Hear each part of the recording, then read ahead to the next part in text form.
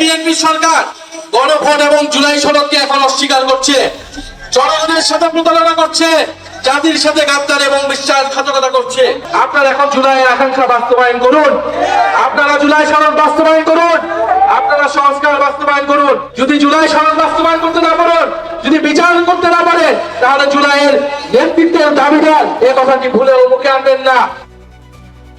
2 বছর পার হতে যাচ্ছে, এই জুলাই মাস শুরু হয়েছে।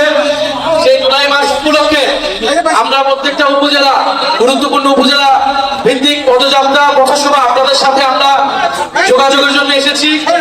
আপনারা জানেন যে বাংলাদেশে একটা নির্বাচন হয়েছে ফেব্রুয়ারিতে। সেই নির্বাচনে 2টা নির্বাচন ছিল। কয়টা নির্বাচন? 2টা নির্বাচন ছিল, গণভোট এবং আপনারা এমপিতে ভোট দিয়েছেন। গণভোটে হ্যাঁ এবং নাতে ভোট ছিল, সংস্কারের পক্ষে অথবা বিপক্ষে। বাংলাদেশের 70% মানুষ হ্যাঁ এর পক্ষে ভোট দিয়েছে, সংস্কারের পক্ষে ভোট দিয়েছে। কিন্তু এই সরকার, এই বিএনপি সরকার গণভোট এবং জুলাই সনদকে এখন অস্বীকার করছে, জনগণের সাথে প্রতারণা করছে, জাতির সাথে গাদ্দার এবং বিশ্বাসঘাতকতা করছে। প্রিয় এলাকাবাসী, আমরা 5টা দাবি নিয়ে এসেছি। এই গণভোটের গণনায় বাস্তবায়ন করতে হবে, যার মাধ্যমে সংস্কার হবে, দেশে পরিবর্তন হবে। যেটা আপনার আমার আকাঙ্ক্ষা ছিল জুলাই গণঅভ্যুত্থানে, যে আকাঙ্ক্ষার কারণে আমরা এই পরিবর্তন দেখার জন্যই শেখ হাসিনার বিরুদ্ধে রাজপথে নেমেছিলাম। দ্বিতীয়ত, আমরা তরুণদের কর্মসংস্থানের দাবি জানিয়েছি। তৃতীয়ত, আমরা বলেছি যে বাংলাদেশের এই যে বিদ্যুতের সংকট, আপনাদের এলাকায় কি বিদ্যুৎ আছে? ঘরে ঘরে বিদ্যুৎ আছে? লোডশেডিং হয়, দৈনিক 7 থেকে 8 ঘন্টা করে লোডশেডিং হয়। এই লোডশেডিং সমস্যার সমাধান করতে হবে।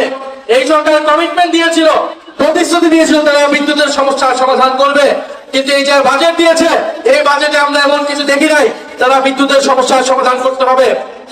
ফলে অবশ্যই ঘরে ঘরে বিদ্যুৎ দিতে হবে এবং দ্রব্যমূল্যের নিয়ন্ত্রণ করতে হবে, মানুষের নিয়ন্ত্রণে অধীন আনতে হবে। এছাড়া সারা দেশে আইন শৃঙ্খলার বেহাল দশা। আপনারা জানেন যে কয়েকদিন আগে সংসদে স্বরাষ্ট্রমন্ত্রীকে তার নিজের দলের এমপি বলেছিলেন মাদক কারবারির সুতিকাগার হচ্ছে সেই কক্সেস বাজার থেকে। স্বরাষ্ট্রমন্ত্রী তার নিজের এলাকায় মাদক বন্ধ করতে পারে না, সে সারা দেশের মাদক কিভাবে বন্ধ করবে? সে সারা দেশের আইন শৃঙ্খলা কিভাবে ঠিক করবে? ফলে এই যে কালীগঞ্জে মাদক কারবারি আছে কি নাই? আছে, প্রত্যেকটা জেলা উপজেলায় মাদক কারবারি দিয়ে ভরপুর হয়েছে।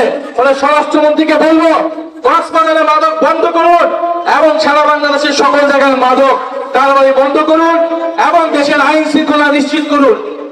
এবং প্রিয় কালীগঞ্জবাসী, আমাদের ভাই শরীফ ওসমান হাদি জীবন দিয়েছিল আজাদির জন্য, স্বাধীন সার্বভৌম বাংলাদেশের জন্য। কিন্তু আমরা দেখছি সীমান্তে সাধারণ বাংলাদেশিদেরকে হত্যা করছে বিএসএফ খুনি বাহিনী। আমরা দেখছি সীমান্তে পুশিং হচ্ছে এবং এই সরকার যে নিজেদেরকে জাতীয়তাবাদী সরকার বলে, জাতীয়তাবাদের নামে ব্যবসা করে সে সীমান্ত হত্যা বন্ধ করতে পারছে না, সে পুশিং বন্ধ করতে পারছে না। ফলে আমরা বলবো, সীমান্ত হত্যা বন্ধ করুন, জাতীয়তাবাদের নামে ব্যবসা বন্ধ করুন এবং বাংলাদেশের সীমান্তকে সুরক্ষা দিন। প্রিয় কালীগঞ্জবাসী, জুলাই গণঅভ্যুত্থান হয়েছিল আপনার আমার অংশগ্রহণের ফলে। এখন জুলাই গণঅভ্যুত্থানের পরে নতুন নতুন নেতা তৈরি হয়েছে, নতুন নতুন নেতৃত্ব আসছে। শিলং থেকে, লন্ডন থেকে নেতৃত্ব দেওয়া হয়েছিল নাকি জুলাই গণঅভ্যুত্থান। ফলে ভালো আপনারা নেতৃত্ব দিয়েছেন, আপনারা এখন জুলাইয়ের আকাঙ্ক্ষা বাস্তবায়ন করুন, আপনারা জুলাই সনদ বাস্তবায়ন করুন, আপনারা সংস্কার বাস্তবায়ন করুন। যদি জুলাই সনদ বাস্তবায়ন করতে না পারেন, যদি বিচার করতে না পারেন, তাহলে জুলাইয়ের নেতৃত্বের দাবিদার এই কথাটি ভুলেও মুখে আনবেন না। জুলাই জাদুঘর খুলে দিন এবং যারা জুলাই গণঅভ্যুত্থানে হত্যাকাণ্ড চালিয়েছিল তাদের বিচার নিশ্চিত করুন।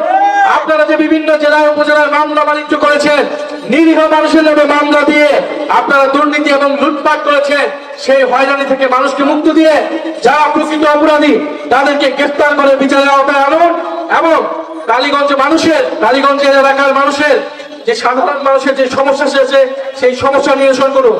আপনাদের এই এলাকারই সন্তান এমএম সোহেব আমাদের জাতীয় নাগরিক পার্টির অন্যতম কেন্দ্রীয় নেতা এবং দীর্ঘ সময় ধরে ছাত্র আন্দোলন করেছেন। ইনি কালীগঞ্জ মানুষের সমস্যার সমাধানের জন্য এই এলাকা থেকে আপনাদের জনপ্রতিনিধি হতে চায়, আপনারা তাকে সহায়তা করুন।